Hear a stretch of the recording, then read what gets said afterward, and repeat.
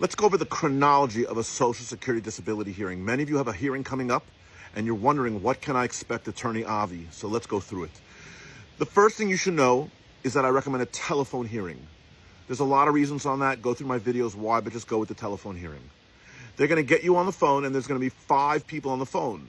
You, your attorney, I strongly recommend you have an attorney. I strongly recommend you have an attorney. The judge, so it's you, the attorney, and the judge.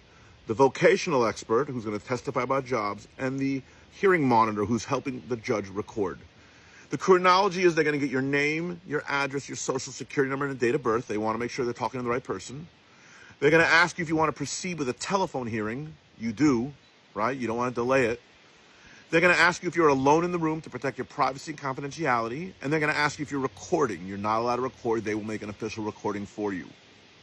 After that, they're going to go ahead, they're going to introduce everybody, they're going to swear you in, and they're going to give you some basic technical tips, like if you get disconnected, they'll call you back, or if you need to take a break, they'll go off the record.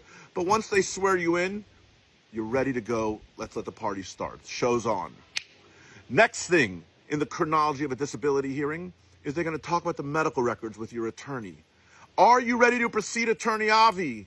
Counsel, do we have what we need, or do we need to postpone?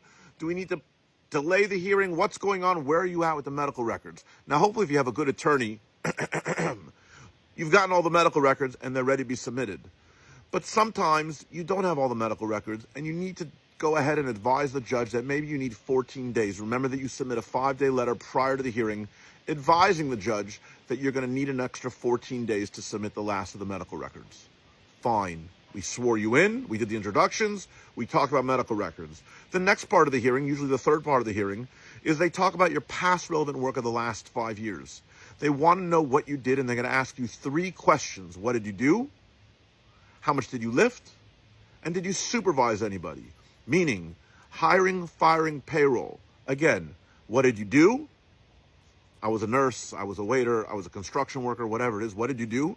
How much did you lift on a daily basis? And did you supervise anybody? Okay, you got that?